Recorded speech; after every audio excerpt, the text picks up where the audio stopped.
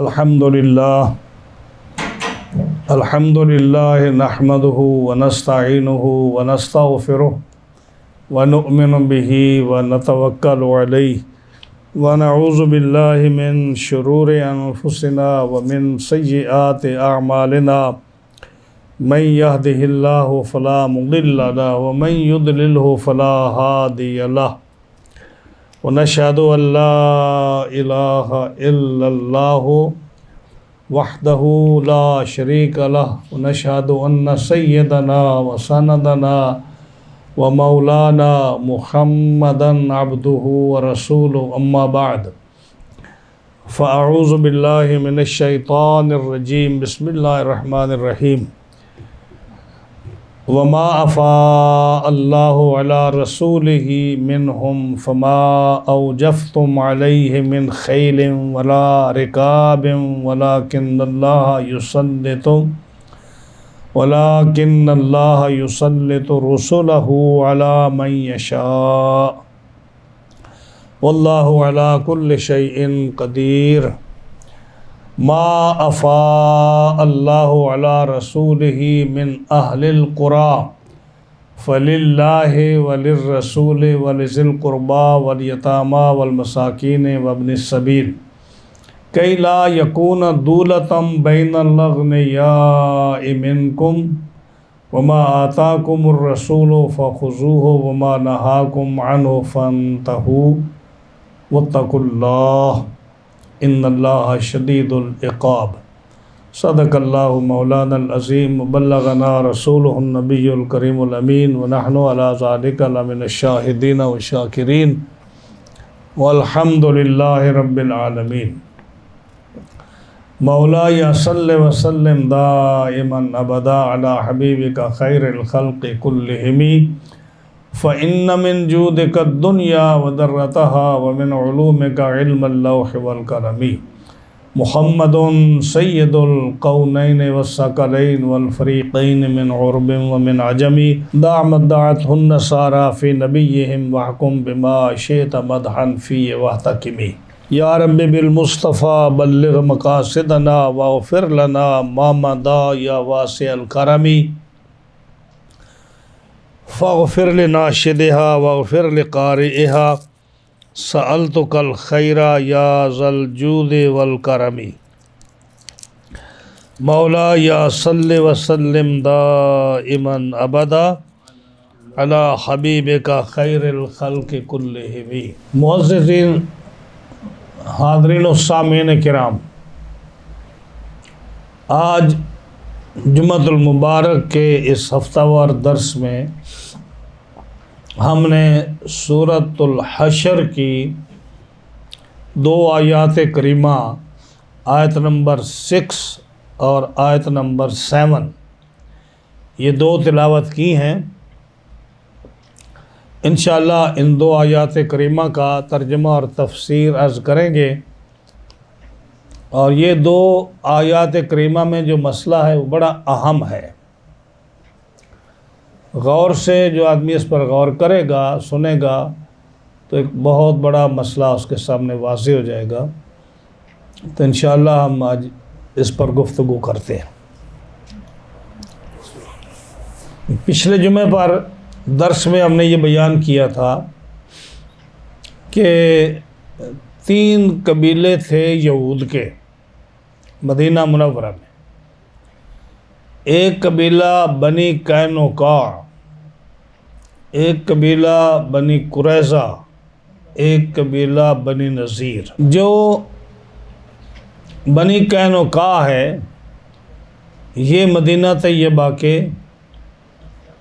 اس وقت چھوٹی سی بستی تھی مدینہ طیبہ، بڑا شہر نہیں تھا، یہ اس کے قریب رہتا تھا،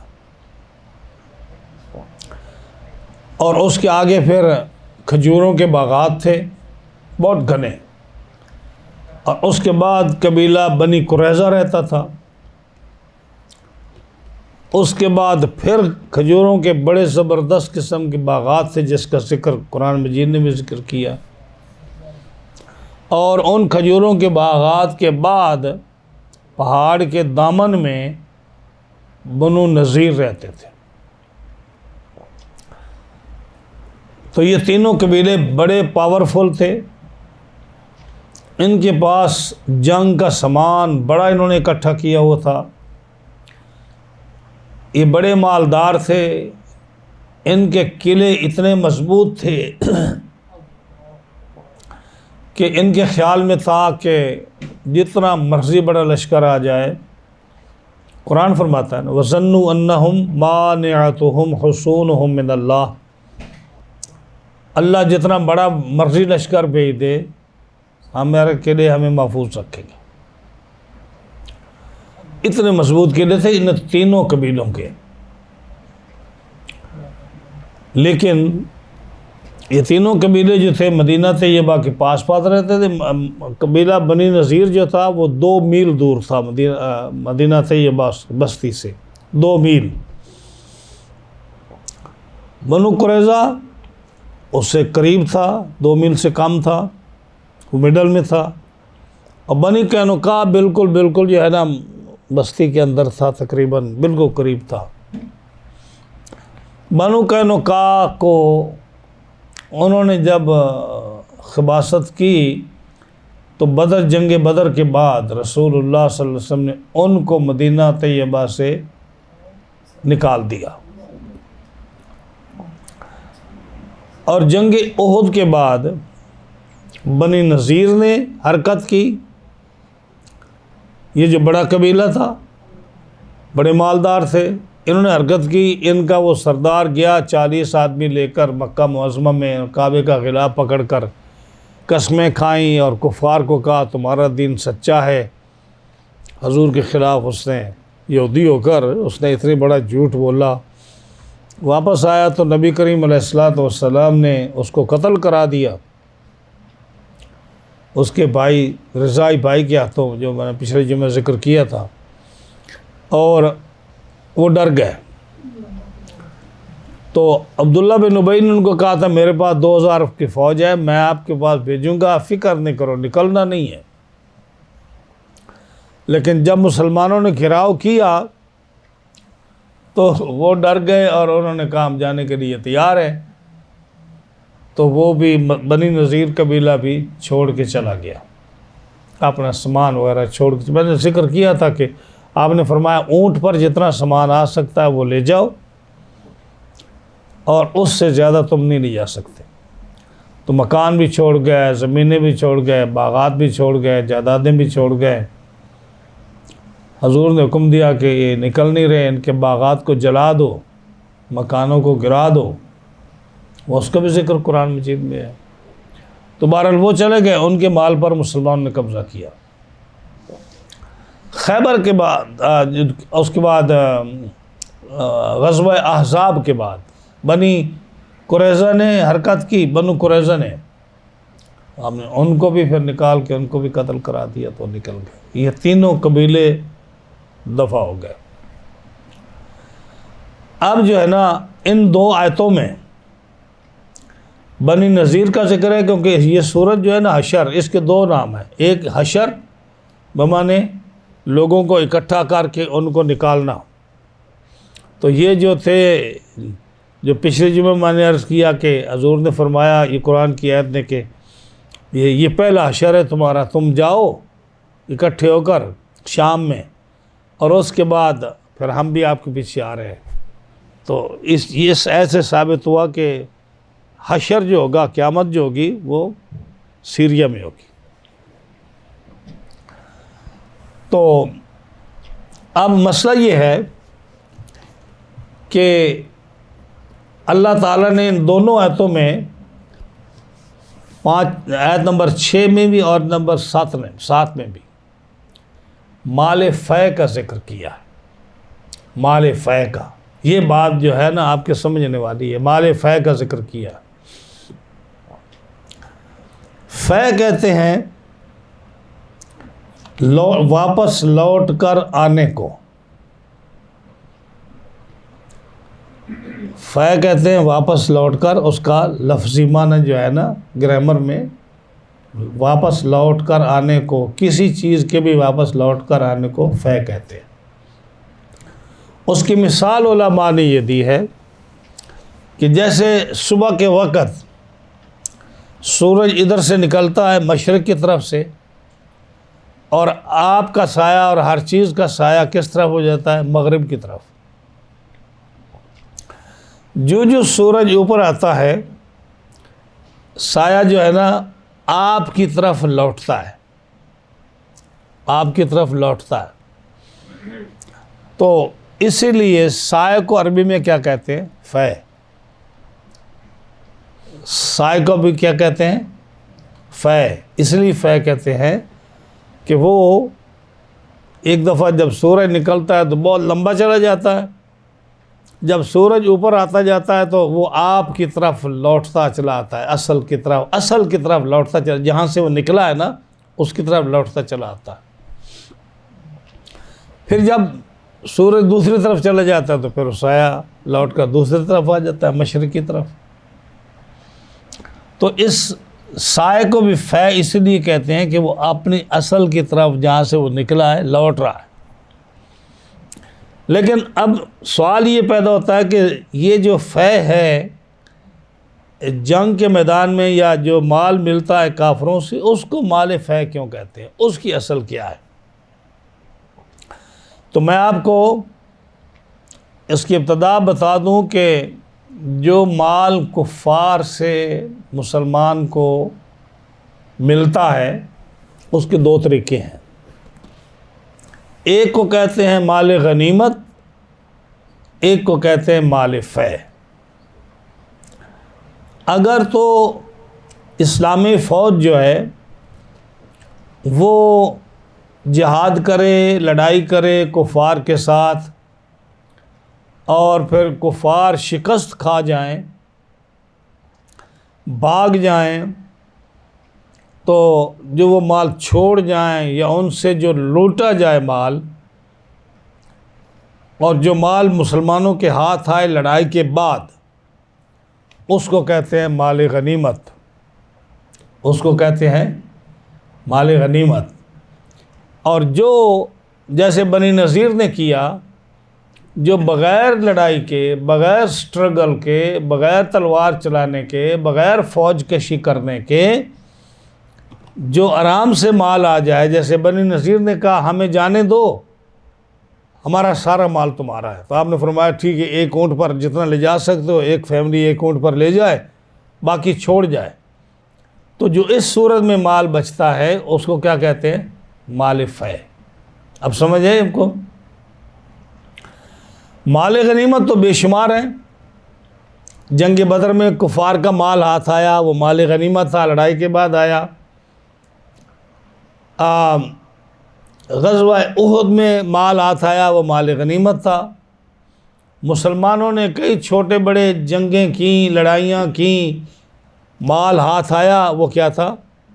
مال غنیمت تھا، جو جنگ کے بعد آیا۔ اور کچھ مال ایسے ہیں جو بغیر لڑائی کے ہاتھ آئے، جیسے یہ بنی نذیر کا مال ہے، یہ بغیر لڑائی کے پورے کا پورا وہ ان کے قبیلے کا مال حضور کے ہاتھ آ گیا، انہوں نے دے دیا، چلے گئے وہ۔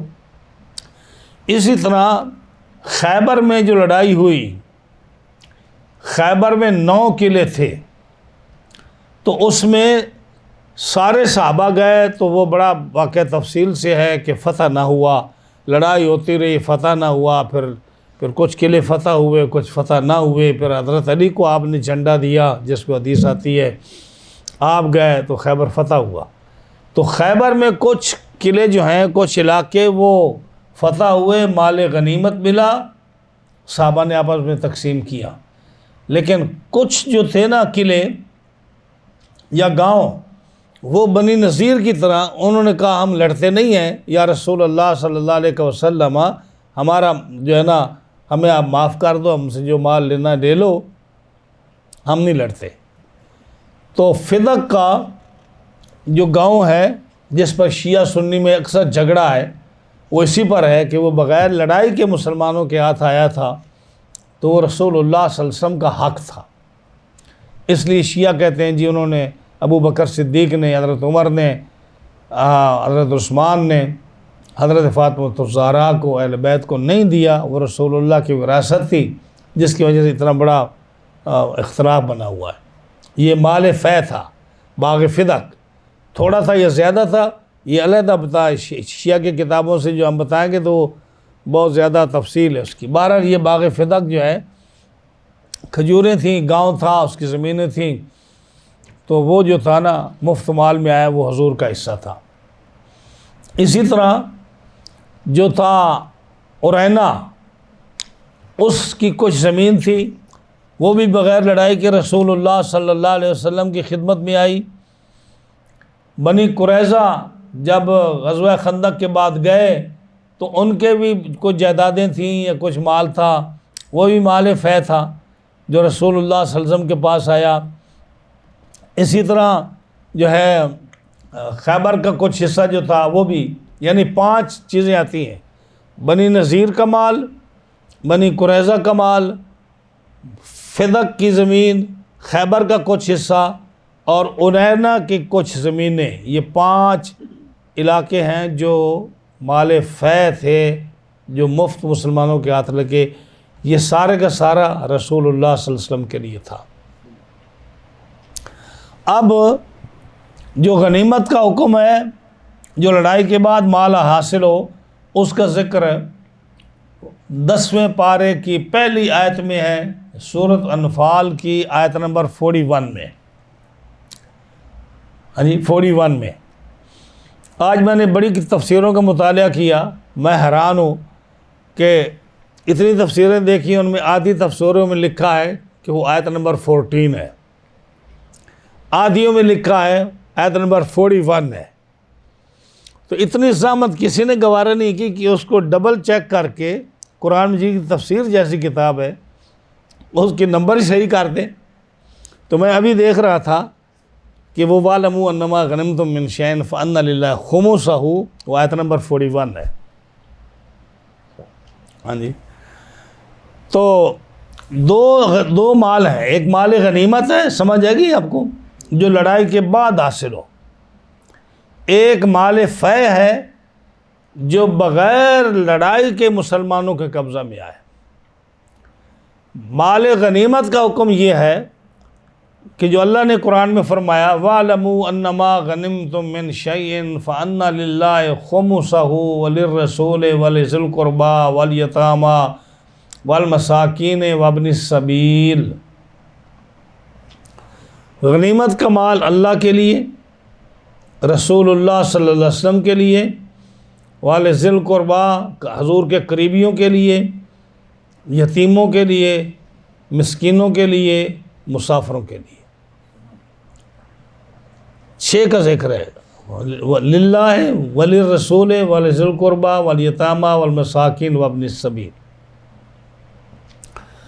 اور جو مال فے ہے اس کا بھی آیت نمبر 7 میں جو ذکر آ رہا ہے وہ بھی اسی طرح ہے، ما افاء اللہ علی رسولہ من اہل القریٰ، کہ اللہ تعالیٰ نے جو مال فے تمہیں دیا ہے وہ اللہ کے لیے ہے، رسول کے لیے ہے، ذوی القربیٰ کے لیے ہے، حضور کے قریبی جو ہیں، یتامہ کے لیے، مساکین کے لیے، وابن السبیل مسافروں کے لیے۔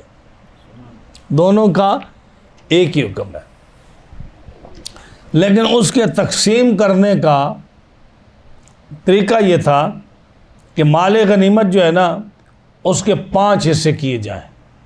وَاعْلَمُوا أَنَّمَا غَنِمْتُم مِّن شَيْءٍ فَأَنَّ لِلَّهِ خُمُسَهُ۔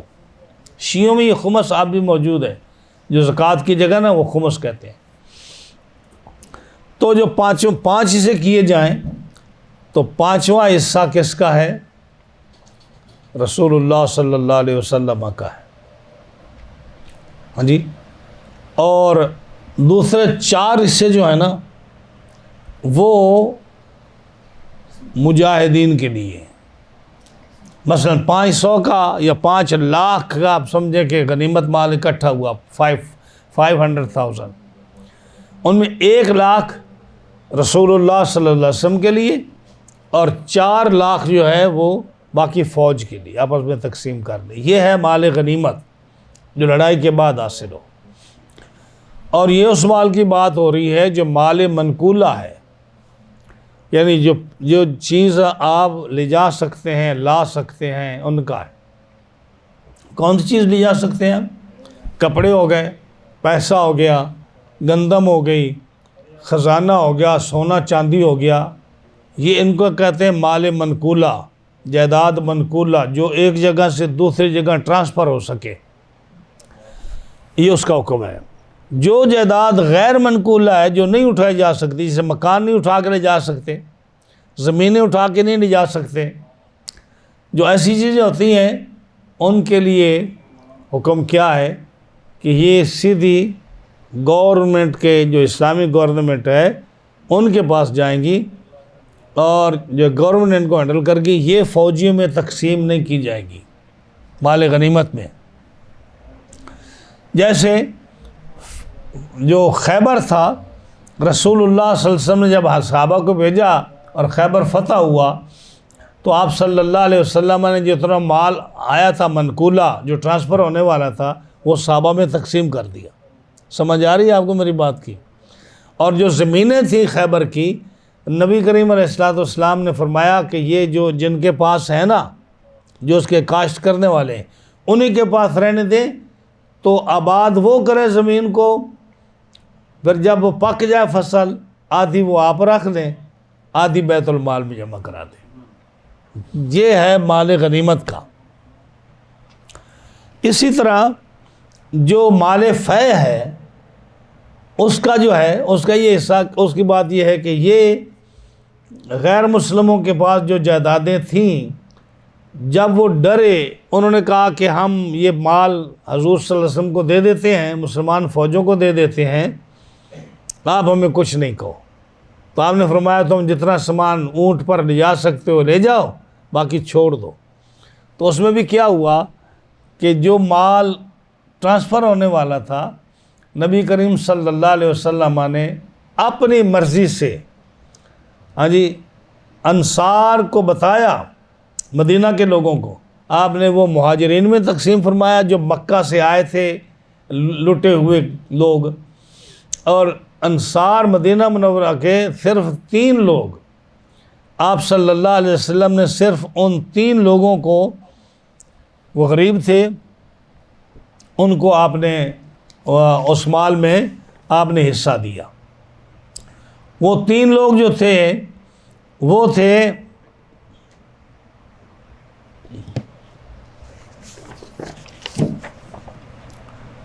سبحان اللہ، حضرت ابو دجانہ، سماک بن خرشہ، یہ غریب تھے، ان کو آپ نے دیا اس مال سے، بنی نذیر کے مال سے، مال فے میں سے۔ دوسرا شخص تھا سال بن حنیف، اس کو دیا۔ تیسرا شخص تھا حارث بن سمہ۔ ان 3 آدمیوں کو رسول اللہ صلی اللہ علیہ وسلم نے وہ مال فے کا حصہ دیا انصار میں، اور کسی انصاری کو نہیں دیا۔ اور مہاجرین کو دیا، ان کو بھی اپنی مرضی سے دیا، وہ اس کے مستحق نہیں تھے، کیونکہ سارا مال جو بغیر لڑائی کے آتا ہے وہ کس کا ہے؟ وہ رسول اللہ صلی اللہ علیہ وسلم کا مال ہے۔ اب نبی کریم علیہ السلام نے اس کو کس طرح استعمال کیا؟ ساری زندگی آپ کیا کرتے کہ جو مال غنیمت ہے، وہ تو اپنا حصہ، جو 5واں حصہ تھا، وہ لے کر بیت المال میں جمع کر دیتے۔ بیت المال کا مال جو ہے وہ بھی غریبوں، مسکینوں، یتیموں میں ڈسٹریبیوٹ ہوتا تھا۔ اسلحہ لینا ہے یا کسی غریب کو دینا ہے تو اس میں استعمال ہوتا تھا۔ جو مال فے تھا وہ رسول اللہ صلی اللہ علیہ وسلم کی پراپرٹی تھی، کیونکہ اللہ نے کافروں کے دل میں رعب ڈالا، وہ ڈرتے ہوئے بھاگ گئے، اور رسول اللہ صلی اللہ علیہ وسلم کو بغیر لڑائی کے وہ مال مل گیا۔ تو آپ اس کو کیا کرتے کہ جو ان کی زمینیں ہیں، مال تو آپ نے مہاجرین اور انصار میں تقسیم کیا، جو زمینیں ہیں اس میں آپ کیا کرتے؟ میں جو شیعہ اعتراض کرتے ہیں اس کی بات کر رہا ہوں آپ کو، یہ وہ کیا کرتے آپ صلی اللہ علیہ وسلم کے سال کا خرچہ، اپنے بیویوں کا، اپنے اہل بیت کا، آپ اس سے نکال لیتے سال کا خرچہ۔ جب سال کا خرچہ نکال لیتے، اس سے جتنا باقی مال بچتا وہ آپ غریبوں، مسکینوں میں، اہل بیت میں، قریبیوں میں، مسافروں میں وہ تقسیم کر دیتے۔ آپ کی زندگی تک یہ معمول رہا۔ جب حضور صلی اللہ علیہ وسلم کا وصال شریف ہوا، حضرت ابو بکر خلیفہ بنے، اور ان کے پاس انہوں نے بھی اسی طرح کیا جیسے رسول اللہ صلی اللہ علیہ وسلم کرتے تھے۔ امام شافعی کا قول ایک یہ ہے کہ جب رسول اللہ صلی اللہ علیہ وسلم دنیا سے تشریف لے گئے، وہ مال جو حصہ حضور کو ملتا تھا وہ ابو بکر اس کے حقدار تھے، کیونکہ مسلمانوں کے امیر اس وقت وہ تھے۔ ان کے مرنے کے بعد حضرت عمر جو تھے وہ امیر تھے، ان کا حصہ تھا۔ لیکن اس میں گفتگو نہیں کرتا میں کہ ابو بکر نے لیا یا نہیں لیا، لیکن چونکہ وہ مال جو تھا حضرت ابو بکر نے اسی طرح تقسیم کیا جیسے رسول اللہ تقسیم فرماتے تھے، حضور کے اہل بیت پر، ان کے ازواج مطہرات پر، امہات المومنین پر، اہل بیت پر، ذوی القربا پر، یتامہ مساکین پر اسی طرح خرچ کرتے رہے۔ حضرت فاطمہ الزہرا رضی اللہ تعالی عنہا، حضرت علی، یہ گئے یا نہیں گئے میں اس میں بات نہیں پڑتا، لیکن حضرت ابو بکر سے سوال ضرور ہوا ہے، حضرت ابو بکر سے سوال ضرور ہوا ہے۔ کچھ لوگ کہتے ہیں حضرت فاطمہ گئیں، حضرت ابو بکر نے ان کو مال نہیں دیا، کچھ کہتے ہیں نہیں گئی نہیں، آپ نے قاصد بھیجا۔ تو میں اس بات میں نہیں پڑتا گئیں یا نہیں گئیں، لیکن حضرت ابو بکر کے کچہری میں یہ سوال ضرور ہوا ہے کہ وہ مال جو ہے حضور کی جائیداد تھی تو دیا جائے ان کو۔ تو میرے خیال کے مطابق، میرے نظریے اور میرے مطالعے کے مطابق ابتدا میں کنفیوژن تھی کہ کیا وہ جو گاؤں ہیں جس کو حضور صلی اللہ علیہ وسلم ہینڈل کیا کرتے تھے، کیا وہ حضور کا حصہ جائیداد تھی اور صحابہ میں آپ کے اہل بیت میں منتقل ہونی تھی یا نہیں ہونی تھی؟ یہ ابتدا میں کنفیوژن تھی۔ جب ابو بکر صدیق نے کہا کہ میرے پاس حدیث ہے کہ رسول اللہ صلی اللہ علیہ وسلم نے فرمایا کہ انبیاء کی کوئی وراثت نہیں ہوتی، جو وہ چھوڑ جاتے ہیں تو وہ صدقہ ہوتا ہے، تو حضرت خاتون جنت خاموش ہو گئیں۔ اس کے بعد ابو بکر صدیق ان کے گھر گئے، جیسے علامہ عینی نے لکھا ہے، جا کر ان کو راضی کیا کہ اگر ان کے دل میں کوئی ایسی بات ہے، وہ راضی ہو گئیں، اور پھر ابو بکر صدیق آ گئے۔ بخاری شریف میں حضرت عمر کا واقعہ آتا ہے، بخاری شریف میں حضرت عمر کا واقعہ آتا ہے کہ حضرت عمر کے پاس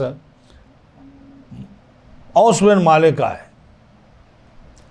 اور آپ نے فرمایا کہ میں تیرے ایک ذمہ کام کرنا چاہتا ہوں، آپ وہ کام کریں۔ انہوں نے کہا حضرت جی آپ کسی اور کو دے دیں، مجھے نہ دیں۔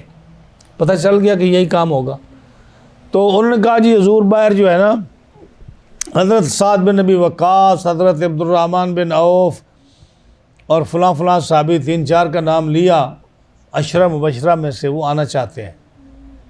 آپ نے فرمایا بلا لو، وہ آ گئے۔ یہ بخاری کی حدیث ہے۔ اس کے بعد تھوڑی دیر کے بعد کہا جی حضرت عباس، حضور کے چچا، اور حضرت علی بھی آنا چاہتے ہیں، فرمایا ان کو بھی بلا لو۔ جب وہ آئے تو آپ بخاری کی جو روایت ہے وہ میں کیسے بیان کروں۔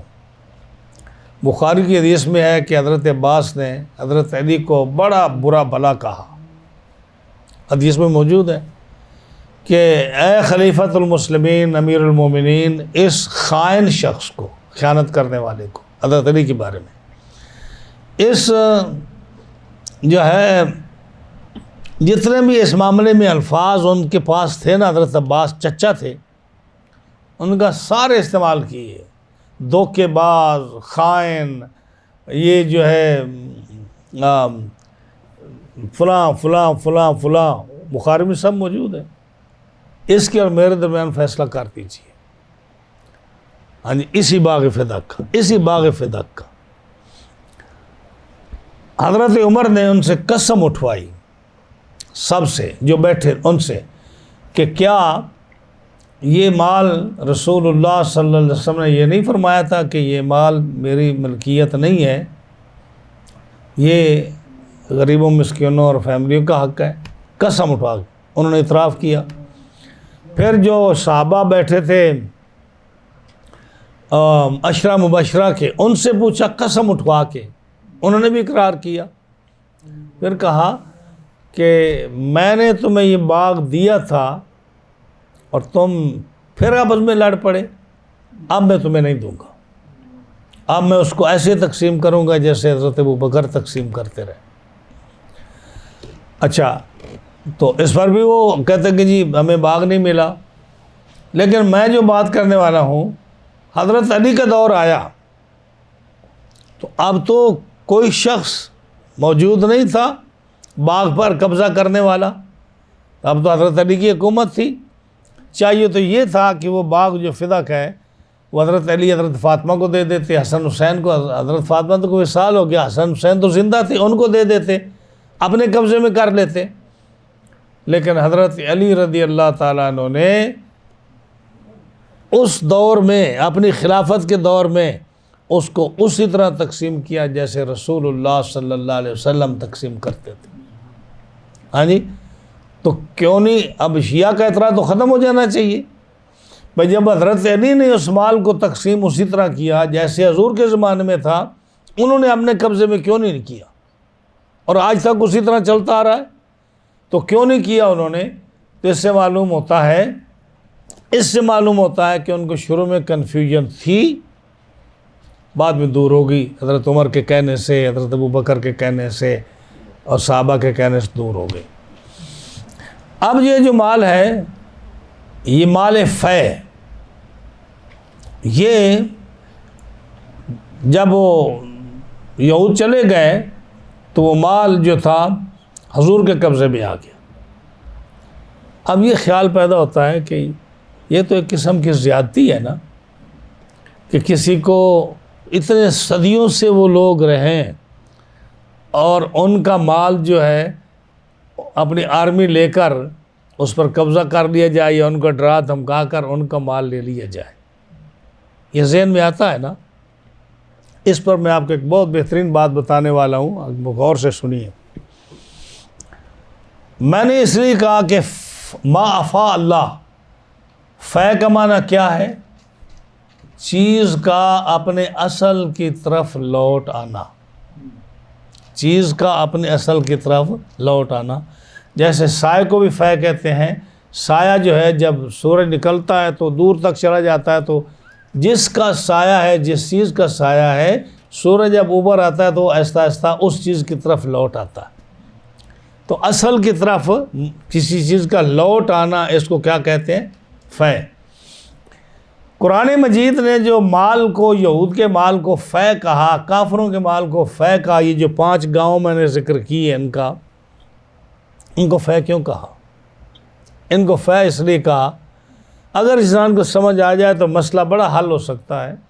اس کو فے اس لیے کہا کہ اصل میں اللہ تعالیٰ نے جو بھی کائنات پیدا فرمائی ہے، اس کے اندر جتنے خزانے پیدا فرمائے ہیں، جتنا مال و دولت پیدا فرمایا ہے، جتنی زمینیں ہیں، جتنی معدنیات ہیں، یہ ساری اللہ کے اپنے بندوں کے لیے ہیں، نافرمانوں کے لیے نہیں ہیں، نافرمانوں کے لیے نہیں ہیں، یہ اللہ کے بندوں کے لیے ہیں، کیونکہ قرآن مجید فرماتا ہے ان الارض للہ، زمین کس کی ہے؟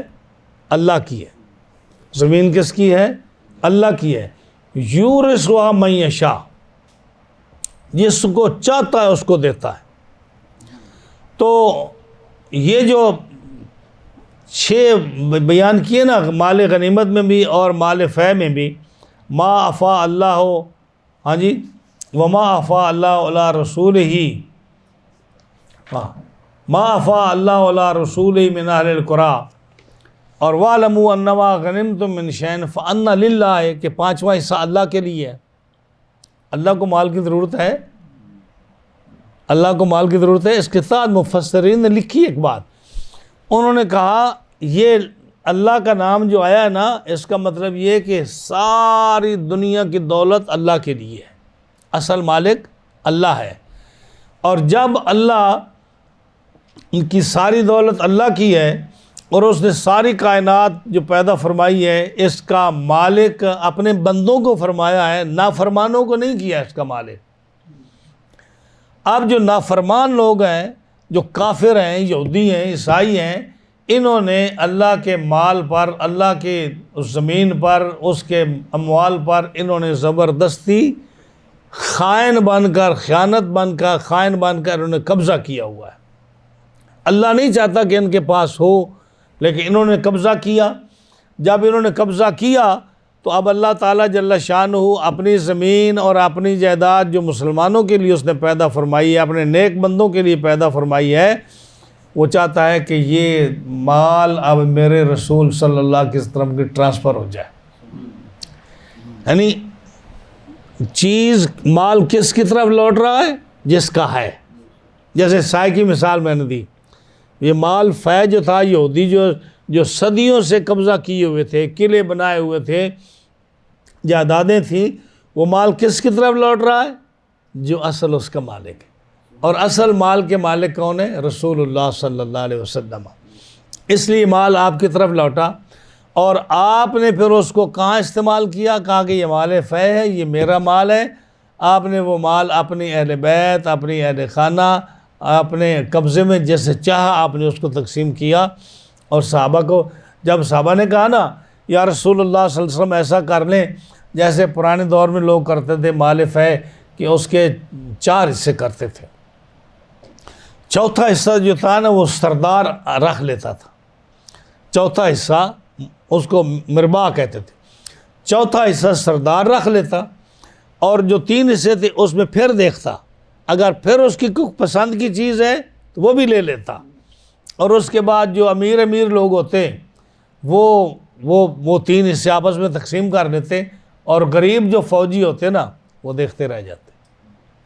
ہاں جی، جیسے ہمارے ملکوں میں ہوتا ہے کہ قرضہ لیا آپ نے، کتنے $1 ملین لیا، اور اس کو جو تھا نا وہ جو امیر آدمی انہوں نے آپس میں بانٹ لیا، اور اس کے بعد جو باقی بچا اس کو کہا یہ ہماری گیس کا جو ہے نا، وزیر کی گیس کا اتنا بل، اس کو وزیر کو اتنا دے دو، اس کی گاڑیوں کے لیے، اس کے نوکروں کے لیے اتنا دے دو، اس کے علاج کے لیے اتنا دے دو، اس کے آنے جانے کے لیے اتنا دے دو، کرتے ہیں نا۔ اور غریب، یعنی وہ جو مال انہوں نے لیا ہے کسی سے اور ود سود، وہ کون پے کرتا ہے؟ غریب پے کرتا ہے۔ کیسے؟ ان کی بجلی کے بل بڑھا دیے، گیس کے بل بڑھا دیے، پانی کے بل بڑھا دیے، مکانوں کا ٹیکس بڑھا دیا۔ تو بالکل یہی بات تھی کہ جو اس دور میں ہوتی تھی۔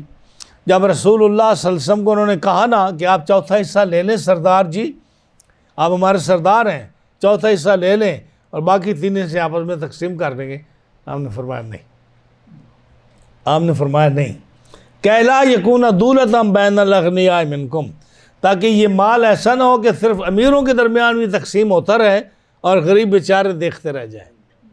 تو آپ نے اس کو منع کیا۔ لیکن اللہ نے جو مال حضور کا تھا، واللہ علی کل شیء قدیر، اللہ ہر شے پر قادر ہے، جو کہتے تھے کہ اللہ بھی اگر آرمی بھیج دینا تو ہمارے قلعے اتنے مضبوط ہیں کہ مسلمان ہم سے نہیں چھین سکتے، اللہ کی فوج ہم سے یہ قلعے، یہ باغات، یہ خزانے، یہ مکانات نہیں چھین سکتے۔ یہ بنی نذیر کہتے تھے، قرآن کہہ رہا ہے وَظَنُّوا أَنَّهُمْ مَانِعَتُهُمْ حُصُونُهُمْ مِنَ اللَّهِ، ہمارے قلعے اللہ سے ہمیں بچا لیں گے، اللہ ہمارے قلعوں کے ہوتے ہوئے ہمیں کچھ نہیں کر سکتا۔ لیکن اللہ نے کیا فرمایا؟ وَاللَّهُ عَلَىٰ كُلِّ شَيْءٍ قَدِيرٌ، اللہ ہر شے پر قادر ہے، قادر ہے کہ خزانے تمہارے ہیں، مال تم ہو، لیکن ہم نے اپنے رسول کو یہ دینا ہے، تمہارے دل میں اتنا روب ڈال دیں گے کہ تم منتیں کرو گے کہ مال لے لو، ہمیں جانے دو، ہماری جان چھوڑو، ہم چلے جائیں۔ اسی طرح ہوا۔ تو رسول اللہ صلی اللہ علیہ وسلم نے جب صحابہ نے کہا نا کہ اس کو تقسیم کریں، تو آپ نے کیا فرمایا کہ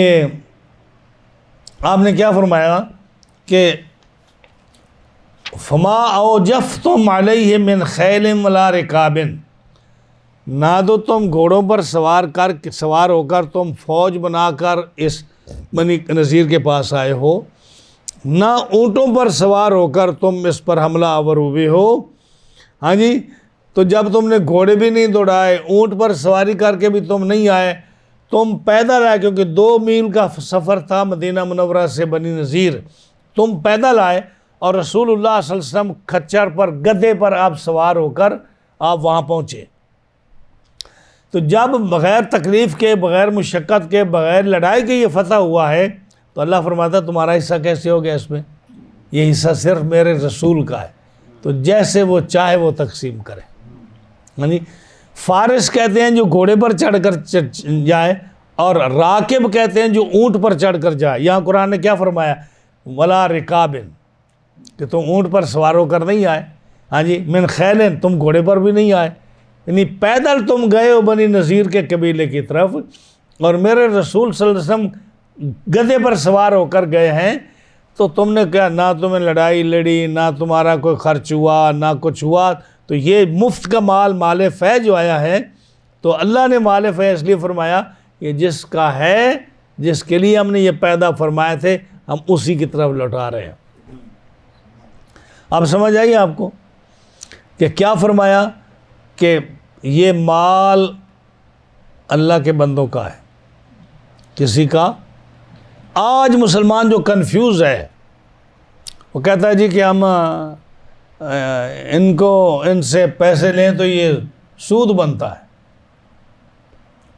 اس آیت کریمہ سے آپ کو کیا نظر آتا ہے کہ اگر مسلمان ان کے کسی مال پر جائز طریقے سے قبضہ کرے، کہ اس کو بدنام نہ کوئی کرے کہ مسلمان جو ہے وہ دھوکے باز ہے، مسلمان جھوٹا ہے، مسلمان فراڈ کر کے مال لے گیا ہے، وہ اپنی مرضی سے، اپنے قانون کے مطابق، اپنی انشورنس کے قانون کے مطابق، اپنے لا سوٹ کے قانون کے مطابق، اور اپنے جو ہے نا بینکوں کے قانون کے مطابق اپنی مرضی سے اگر مسلمان کو فائدہ پہنچتا ہے تو یہ مال مسلمان کا ہے، اس میں کسی قسم کا کوئی حرج نہیں ہے۔ یہ مال اسی لیے کہتے ہیں نا کہ مسلمان کا مال معصوم ہے۔ معصوم کا لفظ سمجھتے ہیں؟ جو نبیوں کے لیے اللہ نے استعمال فرمایا کہ نبی معصوم ہے، کوئی غلطی گناہ نہیں ان سے ہوتا۔ مسلمان کا مال معصوم ہے کہ وہ کبھی غلط جگہ پر خرچ نہیں ہو سکتا۔ جب بھی خرچ ہوگا اللہ کے دین کے لیے، اللہ کے بندوں کے لیے، نیک کام کے لیے خرچ ہوگا۔ مسلمان کا مال معصوم ہے، اور کسی بھی کافر کا، چاہے جتنا مرضی شریف کافر ہو، اس کا مال معصوم نہیں ہے، اس کا مال معصوم نہیں۔ اس لیے حکم ہے کہ حربی کا مال جو ہے وہ ہنیہ مریا ہے، آرام سے گلے سے ایسا اترے گا آسانی کے ساتھ کہ مزہ آپ کو آئے گا کھاتے ہوئے، آپ کو کوئی گناہ نہیں ہے اس کے مال کی قبضہ کرنے میں۔ لیکن ہم اس مسئلے کو اتنے وضاحت سے اس لیے نہیں بیان کرتے کہ ہر آدمی اس کے سمجھنے کا اہل نہیں ہے، لیکن بات یہی ہے کہ مال جو ہے اللہ تعالیٰ نے اپنے بندوں کے لیے پیدا فرمایا ہے، ان لوگوں نے قبضہ کیا ہوا ہے، اور اگر یہ اپنے قانون کے مطابق کسی مسلمان کو یہ مال ملتا ہے تو اس کے لیے جائز ہے، کسی قسم کا ناجائز نہیں ہے۔ اب دیکھیے رسول اللہ صلی اللہ علیہ وسلم نے مال جب لیا، اس میں کیا کیا آپ نے کہ زمینیں جو تھیں خیبر کی وہ انہی کے پاس رہنے تھیں، اور کہا کہ اس کی جائیداد، اس کی آمدنی بیت المال میں جائے گی، جو ٹرانسفر نہیں ہو سکتی تھی چیز، زمین اٹھا کر تو نہیں لے جا سکتے، مکان نہیں لے جا سکتے۔ آپ نے کہا کہ اس کی آمدنی مسلمانوں کے لیے فائدہ مند ہوگی، لیکن انہی کو کہا کہ تم اس میں ہل چلاؤ، تم اس کو کھیتی باڑی کرو۔ اسی طرح باقی بھی جب مکہ فتح ہوا، جب خیبر فتح ہوا، دو شہر فتح ہوئے، خیبر فتح ہوا، مکہ فتح ہوا، وہ جو چیز ٹرانسفر ہو سکتی تھی آپ نے وہ فوجی میں تقسیم کر دی ان دونوں شہروں میں۔ اور جب زمین کا وقت آیا، باغات کا وقت آیا، مکانوں کا وقت آیا، نبی کریم علیہ السلام نے فرمایا نو، یہ جو ان کے مالک ہیں انہی کے پاس رہنے دو، البتہ وہ اس کا نفع جو ہے وہ بیت المال میں جمع کرائیں تاکہ مسلمانوں کے لیے اس کا فائدہ ہو، اور وہ آباد کرنے والے اس کو آباد کریں، وہ خود بھی کھائیں اور ہمیں بھی دیں اس کا۔ جیسے حضرت عمر کا زمانہ آیا، ایران فتح ہوا، عراق فتح ہوا، حضرت عمر رضی اللہ تعالیٰ عنہ نے حضرت سعد بن ابی وقاص جو کمانڈر ان چیف تھے ان کو لکھا۔ آپ نے کیا لکھا آپ نے فرمایا، اب یہ خط لکھا حضرت سعد بن ابی وقاص کو، فرمایا فانظر، اے سعد بن ابی وقاص غور سے سنو، ما اجلبوا بہ علیک فی العسکر، آپ کو جو کچھ آپ کے ہاتھ آیا ہے لشکر میں، من قرائن اور مالن، جو ہتھیار ہیں، مال ہے، دولت ہے، پیسے ہیں، سونا ہے، چاندی ہے، جو آپ کے قبضہ میں آیا، فَأَقْسِمْهُ بین من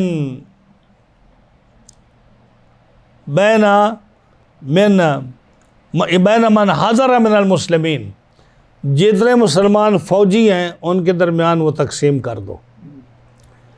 ہاں جی، وَتْرُكِ الْأَرْضَ ارضین، اور زمینیں جو ہیں ان کو چھوڑ دو، وہ نہ لینا ان سے، وَالْأَنْہَارَ، اور جو کنویں ہیں، نہریں ہیں، انہوں نے جو پانی کا بندوبست ان کا آباد کرنے والے، وہ بھی ان سے نہ لینا، لِعُمَّالِهَا، وہ جو کام کرنے والے ہیں جن کی زمینیں ہیں وہ انہی کے پاس رہنے دینا، لِيَكُونَ ذَلِكَ فِي أَعْطِيَاتِ الْمُسْلِمِينَ، تاکہ اس کی جو انکم ہوگی وہ بیت المال میں جمع ہو اور اس سے مسلمانوں کو فائدہ پہنچے۔ تو چونکہ یہ جو بنی نذیر کا واقعہ ہے یہ اسلام میں پہلے آیا، جیسے اسلام میں غزوہ بدر پہلے واقع ہوا، غزوہ بدر ہوا نا، تو کفار کا مال مسلمانوں کے ہاتھ آیا، اب ان کو پتہ نہیں کہ اس کو کیا کرنا ہے، کیونکہ پہلی چیز ہے نا، پہلی لڑائی ہے نا، تو قرآن فرماتا ہے یسألونک عن الانفال، اے میرے محبوب یہ آپ کے صحابہ پوچھتے ہیں کہ یہ مال غنیمت اس کا کیا کریں ہم، ہاں جی، تو پھر آگے مال غنیمت کا ذکر آ رہا ہے کہ آپ اس کو ایسے تقسیم کریں، وَاعْلَمُوا أَنَّمَا غَنِمْتُم، آیت نمبر 41 میں۔ اب یہ جو بنی نذیر کا مال آیا یہ بھی پہلی دفعہ آیا، جب پہلی دفعہ آیا تو صحابہ نے پوچھا یا رسول اللہ صلی اللہ علیہ وسلم اس کو ہم اس طرح تقسیم کر لیں جیسا سردار تقسیم کرتے تھے کہ چوتھا حصہ آپ لے لیں، 3 حصوں میں ہم آپس میں تقسیم کر رہے ہیں، چونکہ اس میں خرابی تھی، آپ نے منع فرما دیا۔ پھر انہوں نے کہا پھر ہم سارے کو تقسیم کر لیں، ہم نے فرمایا نہیں، یہ مال فے ہے، یہ بغیر لڑائی کے آیا ہے، تم سوار ہو کر نہیں گئے، گھوڑوں پر نہیں گئے، کھچروں پر نہیں گئے، تم اونٹوں پر نہیں گئے، تم نے ہتھیار نہیں اٹھائے، تمہاری لڑائی نہیں ہوئی، یہ مال صرف رسول اللہ صلی اللہ علیہ وسلم کا ہے، اور آگے جن کو وہ دیں، کون؟ آپ کے اہل قربا، وہ کون ہے؟ بنی ہاشم اور بنی عبد المطلب، بنی عبد المطلب یعنی ہاشم کا بیٹا تھا نا عبد المطلب بن ہاشم، تو ہاشم بنی مطلب کی پھر آگے اولاد پھیل گئی، ہاشم کی اولاد بھی پھیل گئی، تو آپ صلی اللہ علیہ وسلم نے فرمایا کہ بنی ہاشم اور بنی مطلب یہ میرے ساتھ ایسے رہے، ہاں جی، جب انہوں نے پوچھا نا کہ کس کو دیے، بنی ہاشم انہوں نے کہا بنی ہاشم اور بنی مطلب یہ دو جو ہے میرے ساتھ ایسے رہے ہیں اور انہوں نے اسلام کا ساتھ دیا ہے، تو کوئی دور کا رشتہ دار ہے ان دو قبیلوں میں یا قریب کا رشتہ دار ہے، ان سب کو حصہ ملے گا۔ تو اس لیے مال غنیمت میں فرمایا والے ذل قربا، حضور کے قریبی جو تھے ان کی حضور کو یہاں تک ان کو حصہ ملتا رہا، اور جو مسلمان نہیں تھے ان بنی ہاشم کو حصہ نہیں ملا، تو مسلمانوں کو ملا۔ تو اب دیکھیے کہ یہ جو ذوی القربا کا ذکر آتا ہے اس میں، اور پھر اس کے بعد مساکین اور یتیم اور جو ہے وابن السبیل جو مسافر ہے، اگر سفر میں ہے اس کے پاس مال نہیں ہے تو اس کو بھی اس میں سے آپ نے دیا۔ تو یہ اب 2 قسم کے مال تھے جو میں نے آپ کے سامنے بیان کیے، ایک مال غنیمت، ایک مال فے۔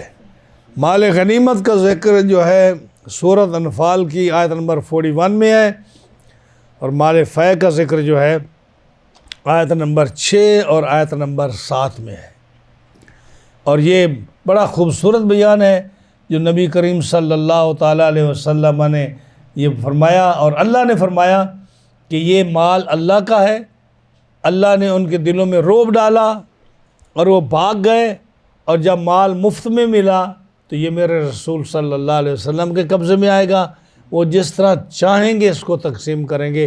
اس لیے فدق کا مال، بنی نذیر کا مال، اور جو تھے ارینا کا مال، اور جو ہے خیبر کا کچھ مال، یہ سارا نبی کریم صلی اللہ علیہ وسلم نے اس کی آمدنی اپنی فیملی پر، اپنے بیویوں پر، اور جو ہے اپنی اہل بیت پر خرچ کی۔ اس سے جو مال بچا وہ آپ نے یتیموں، مسکینوں، غریبوں میں تقسیم کیا۔ یہ اس مال کا حکم ہے جو شیعہ شور مچاتے ہیں کہ فدق جو ہے یہ نہیں ملا، حضور صلی اللہ علیہ وسلم کا مال حضرت فاطمہ الزہرا کو نہیں ملا۔ تو کتنا خوبصورت جواب ہے کہ جب حضرت علی کا وقت آیا، انہوں نے کیوں نہیں قبضہ کیا اس مال پر؟ انہوں نے بھی اسی طرح تقسیم کیا۔ امام حسن 6 مہینے تو ان کا بھی خلافت رہی، انہوں نے اس کو کیوں قبضہ نہیں کیا؟ ہاں جی۔ اور جب حضرت عمر کے پاس آتا ہے تو حضرت عباس چچا اور بھتیجا جو آپس میں کس طرح لڑائی کرتے ہیں اس باغ کے اوپر، اور سارے صحابہ اس کے گواہ ہیں۔ تو اس لیے ہم اس حدیث میں یہ نہیں جاتے کہ آپس میں کیوں لڑے کیوں نہیں لڑے، کیونکہ ہم نہیں چاہتے کہ کوئی ایسا غلط لفظ ہماری زبان سے نکلے یا کسی کے ذہن میں جائے کہ صحابہ آپس میں ایسے لڑتے تھے۔ البتہ احادیث میں یہ چیزیں موجود ہیں، کتابوں میں یہ چیزیں موجود ہیں، اور اس کو کوئی جھٹلا نہیں سکتا، یہ موجود ہے، یہ چیزیں جیسی بھی ہے۔ تو یہ تھا۔ اب یہ بات جو ہے کہ اللہ تعالیٰ نے یہود کو اتنا سخت قانون کیوں بتایا کہ وہ نکل جائیں، چھوڑ جائیں اپنے مکان چھوڑ کر، اور مدینہ طیبہ چھوڑ جائیں، اپنی جائیدادیں چھوڑ جائیں؟ فرمایا اصل میں وجہ ذالک بانہم شاقوا اللہ ورسولہ، انہوں نے اللہ اور رسول کی مخالفت کی تھی۔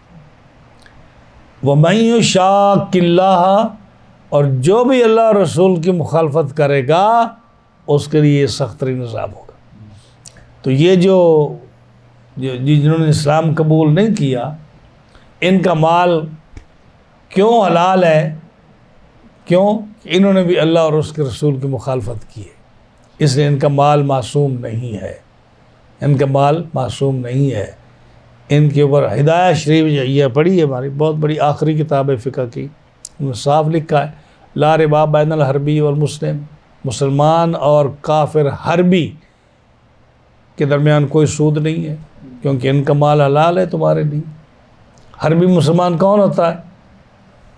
جو عراق پر چڑھائی کرے، جو سیریا پر چڑھائی کرے، جو لیبی پر چڑھائی کرے، جو افغانستان پر چڑھائی کرے، جو ہے کسی بھی مسلمان ملک کو اٹھتا ہوا نہ دیکھ سکے، وہ کون ہے؟ وہ حربی کافر ہے، اس کے لیے کوئی گنجائش نہیں اسلام میں بالکل۔ تو کیا فرمایا؟ وما افاء اللہ علی رسولہ، وہ جو غنیمت دلائی اللہ نے اپنے رسول صلی اللہ علیہ وسلم کو، ان سے، منہم ان سے، کفار سے، یہود سے، فما اوجفتم علیہ، تو تم نے ان پر نہ اپنے گھوڑے دوڑائے، من خیل ولا رکاب، نہ اونٹ دوڑائے، ہاں جی، آپ کی کوئی محنت ہی نہیں ہوئی۔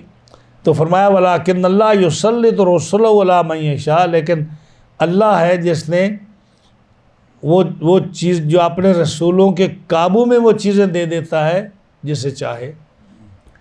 ہاں جی، اب دیکھو کہ صدیوں سے یہ 3 قبیلے جو تھے، بنی قینقاع، بنی نذیر، بنی قریظہ، صدیوں سے مدینہ طیبہ میں بات، صدیوں سے۔ کب سے؟ جب سے بخت نصر نے یہ یروشلم کو تباہ کیا، 70,000 یہودی کو قتل کیا، 70,000 کو قیدی کیا، 70 کو قتل کیا، 70,000 کو قتل کیا، 70,000 کو قیدی کیا، اینٹ کی اینٹ بجا دی، ان کا جو ہیکل سلیمانی تھا اس کو زمین بوس کر دیا، ختم کر دیا، جس کو آج تک یہ ڈھونڈتے پھرتے ہیں۔ اور اس وقت سے وہ جو قبیلہ تھا وہ مدینہ طیبہ میں آیا، اس وقت سے۔ پھر دوسرا قبیلہ جب موسیٰ علیہ السلام کے زمانے میں ان پر وبال اور زوال آیا، اس وقت قبیلہ اٹھ کر مدینہ طیبہ میں آیا۔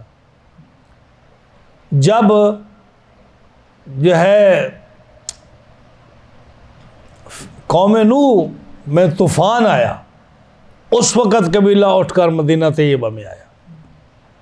تو دیکھو کتنے عرصہ تھا اس میں رہ رہے، اور اس وقت سے کتنے قلعے مضبوط، کتنا اسلحہ، کتنے، یعنی صحابہ جاتے ہیں خیبر پر 9 قلعے تھے، کتنے حملے کیے ہوں گے صحابہ، اس کو فتح نہیں کر سکے. تو آپ کو فرمانا پڑا کہ کل میں جھنڈا ایسے شخص کے ہاتھ دوں گا کہ یفتح اللہ بین علی یدیہ، اللہ تعالیٰ اس کے ہاتھ پر خیبر کو فتح کروا دے گا، کیونکہ وہ شخص اللہ اور اس کے رسول کو پسند کرتا ہے، محبوب رکھتا ہے، اور اللہ اور رسول اس کو پسند کرتا ہے. تو حضرت علی نے وہ فتح کیا. یعنی اتنے مضبوط قلعے تھے کہ جو لوگ نہیں، ان کو آج بھی جا کر دیکھو خیبر میں وہ عمارتیں آج بھی موجود ہیں. لوگ کہتے ہیں کہ اتنے بڑے بڑے مکان، اتنے بڑے بڑے قلعے موجود ہیں کہ جن کو کوئی اتنے 1400 سال ہو گئے، ٹوٹے نہیں ہیں، گرے نہیں ہیں. تو فرمایا کہ اللہ ان کے قابو میں دے دیتا ہے. اللہ واللہ علی کل شیء قدیر، اللہ اس پر قادر ہے کہ وہ کسی کے دل میں رعب ڈال دے، وہ اتنا ڈر جائے کہ کہے گی جی ہم بغیر لڑائی کے آپ کو سب دیتے ہیں. تو اللہ نے اپنے محبوب کو دے دیا. ما افاء اللہ علی رسولہ، اور جو غنیمت دلائی اللہ نے اپنے رسول کو، من اہل القریٰ، شہر والوں سے. وہ میں نے آپ کو 5 شہر گن کر سنائے ہیں. ہاں جی، وہ 5 شہر کون سے ہیں؟ حضرت ابن عباس کہتے ہیں وہ قریظہ ہے یہودیوں کا، وہ بنی نذیر ہے وہ بھی یہودیوں کا ہے، فدق میں یہ وہ بھی یہودی تھے. ہاں جی، اور خیبر میں وہ بھی یہودی تھے. وہ قرا عرینہ تھا، عرینہ میں بھی یہودی تھے. تو یہ سارے ان کے قلعے تھے 5، ان کی زمینیں تھیں جو اللہ نے ان کو دلائی. تو وہ کس کے لیے؟ فللہ ہے، وہ اللہ کے لیے. اللہ نے کیا کرنی ہے؟ اللہ نے تو نہیں. اللہ کا نام کیوں آیا؟ اللہ کا کوئی حصہ دیتے ہو؟ جب یتیموں کا آگے ذکر آ رہا ہے، مسکینوں کا آ رہا ہے، مسافروں کا آ رہا ہے، تو وہی تو اللہ کے لیے ہے نا. تو پھر اللہ کا ذکر کیوں ہوا؟ ہاں جی، مفتیان، علماء، مفسرین لکھتے ہیں یہاں اللہ کا ذکر 2 چیزوں کے لیے. ایک تو برکت کے لیے ہے کہ اللہ کا نام لیا، دوسرا یہ کہ وہ سارا مال اللہ کا ہی ہے کہ اسی نے یہ زمینیں آباد فرمائیں، اسی نے قوموں کو زندہ رکھا، اسی نے لوگوں کو مال دیا. تو مال اسی کا ہے، لیکن اس نے رسول کو کیوں دیا؟ کہ جیسے میں نے کہا کہ مال فے ہے، چیز اپنے اصل کی طرح لوٹی. یہ حضور کے ملک میں ہونا چاہیے تھا، نیک بندوں کے قبضے میں ہونا چاہیے تھا. تو جن کا تھا اللہ نے ان کی طرف لوٹا دیا. اس لیے فرمایا فللہ ہے، وہ اللہ کے لیے ہے، وہ رسول کے لیے ہے، ذوی القربا کے لیے ہے، یعنی بنی عبد المطلب اور بنی ہاشم کے لیے ہے، یتیموں کے لیے ہے، مسکینوں کے لیے ہے، وابن السبیل، مسافروں کے لیے. اور حضور اسی میں تقسیم کرتے تھے. 1 سال کا خرچہ لے لیتے اپنی ازواج مطہرات کے لیے، اس کے بعد باقی جو تھا ان سب کو یتیموں، مسکینوں، ذوی القربا، مسافروں کو دیتے تھے آپ. اسی طرح ابوبکر صدیق نے تقسیم کیا، اسی طرح حضرت عمر نے تقسیم کیا، اسی طرح حضرت عثمان نے تقسیم کیا، اسی طرح حضرت امام حسن نے تقسیم کیا، حضرت علی نے بھی اسی طرح تقسیم کیا. کیلا یکون دولۃ بین الاغنیاء منکم، تاکہ تمہارے امیر غنی لوگ جو ہے نا یہ مال ان کا نہ ہو جائے. حضور اللہ نے یہ تقسیم کیوں فرمائی؟ تاکہ یہ لوگ یہ مال حاصل کریں.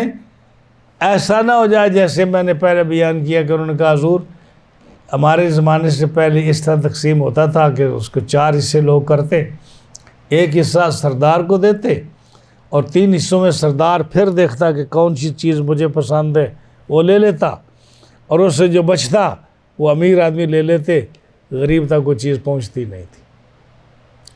تو فرمایا اللہ نے کہا کہ یہ تقسیم جو میں نے بتائی ہے نا، وَلِلرَّسُولِ وَلِذِي الْقُرْبَى وَالْيَتَامَى وَالْمَسَاكِينِ وَابْنِ السَّبِيلِ، اس طرح کرو تاکہ دولت صرف غنیوں کے پاس نہ رہے. اب اگر اس پر غور کرو تو جیسے میں نے کہا کہ جو غریب ممالک ہیں 3rd ورلڈ کنٹریز، ان کے اندر کیا ہوتا ہے؟ یہی ہوتا ہے نا کہ آپ جو ہے قرضہ بڑے ملکوں سے لیتے ہیں، اور قرضہ جب ملک میں پہنچتا ہے تو وہ کس کے قبضے میں چلا جاتا ہے؟ امیر آدمی کے قبضے میں چلا جاتا ہے۔ غریب نہ وہ اسمبلی کا ممبر بن سکتا ہے، نہ اسمبلی میں جھانک سکتا ہے۔ ہاں جی، تو جب قانون اسمبلی کے لیے پاس ہونا ہو، ان کی تنخواہوں کے لیے، یا آپ گواہ اس چیز کے لیے کہ اس پر کوئی بات ہی نہیں ہوتی، within half an hour قانون پاس ہو جاتا ہے کہ 2 لاکھ تنخواہ ہے تو اب 4 لاکھ ہوگی ہر ممبر کی۔ تو جن لوگوں نے پاس کرنا، کبھی آپ نے دیکھا کہ کس نے اعتراض کیا ہو کہ 4 لاکھ تنخواہ کیوں کر رہے ہو؟ کبھی آپ نے دیکھا کہ جی ممبر جو ہے ان کا میڈیکل نہیں ہونا چاہیے باہر؟ کوئی اختلاف ہوا؟ بل پاس ہوتے ہیں کہ ان کو باہر جا کر علاج کرانا چاہیے۔ کبھی بل پاس ہوا کہ ان کو گیس جو ہے اپنی پاکٹ سے ادا کرنا چاہیے، گیس کا بل، پیٹرول کا بل، ان کو فری کیوں دیتے ہو؟ ہاں جی، ان کے گھروں میں 4 10 20 ملازم ہیں، جن کی تنخواہ گورنمنٹ دیتی ہے، کیوں دیتی ہے وہ؟ کبھی کسی نے اعتراض کیا؟ جو بینکوں سے لون ملتا ہے سستا اور بغیر کسی تحقیق کے یہ سارے پیسے لے کر باہر دوسرے ملکوں میں چلے جاتے ہیں، ہاں جی، کیا یہ ظلم نہیں ہے؟ یہ اسی میں ہے کہ لا یکون دولۃ بین الاغنیاء منکم۔ جب حرام خور جمع ہو جائیں، جب اتنے بے ایمان قسم کے لوگ جمع ہو جائیں، تو آپ کیا سمجھتے ہیں کہ یہ سکون کی زندگی جئیں گے؟ ان کو سکون آئے گا؟ ان کے بچے جو ہیں ان کو سکون آئے گا؟ یہ آرام کی نیند سوئیں گے؟ ان کو کوئی بیماری نہیں لگے گی؟ اللہ کا عذاب جو ہے وہ انتظار کر رہا ہے ان سب کا۔ تو اسلام کا نظام ہے جو ایک ایک چیز کا مطالبہ کرتا ہے اور دیکھتا ہے کہ ہاں جی کہ کس آدمی نے کیا کیا۔ سیدنا فاروق اعظم جمعہ پڑھانے کے لیے آئے تو ایک شخص اٹھ کھڑا ہوا، حضرت جی ایک چادر مجھے بھی ملی تھی، ایک چادر آپ کو بھی ملی تھی، آپ کا اتنا لمبا قد ہے، آپ کا کرتا اس چادر سے کیسے بن گیا؟ میرا تو نہیں بنا، جواب دیجیے۔ حضرت عمر نے کہا عجب یا عبداللہ، اپنے بیٹے کو کہا عبداللہ کھڑے ہو یا جواب دو۔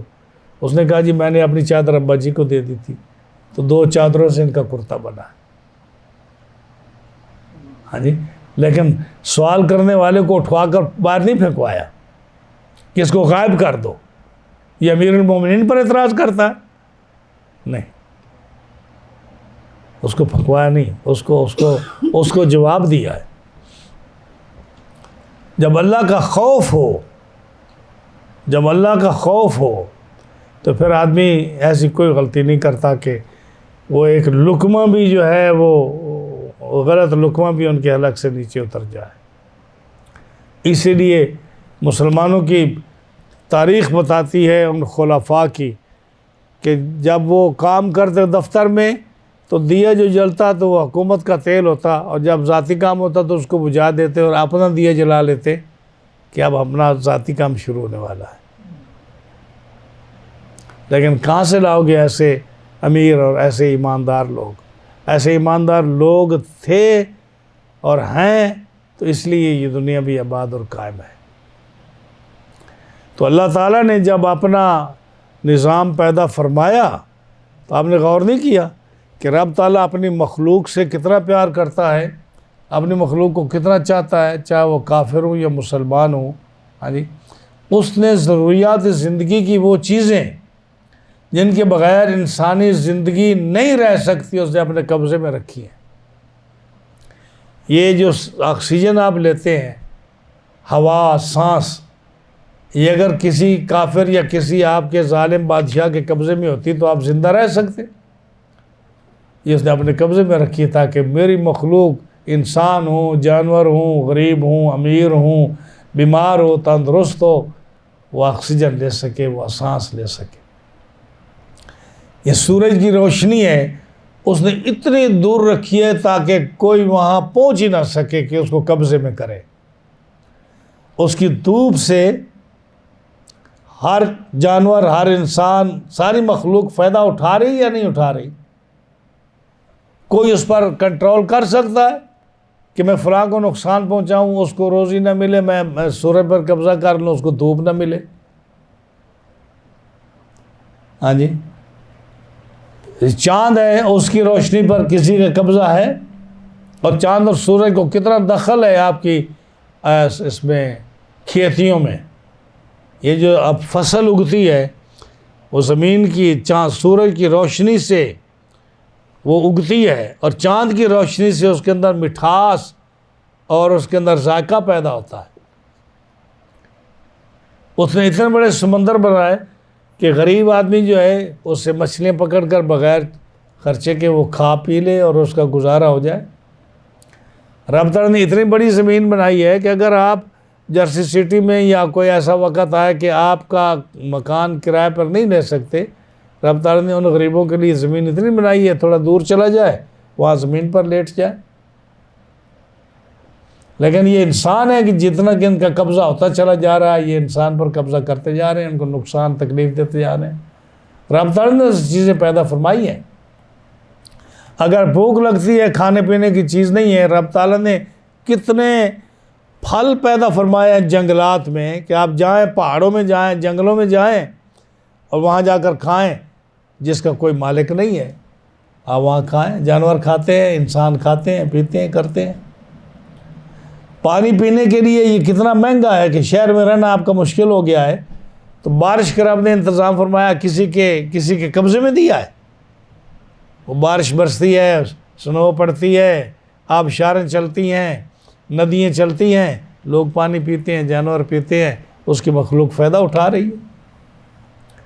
رب تعالیٰ جل شانہ تو اپنی مخلوق پر اتنا مہربانی فرماتا ہے، اتنا کرم فرماتا ہے.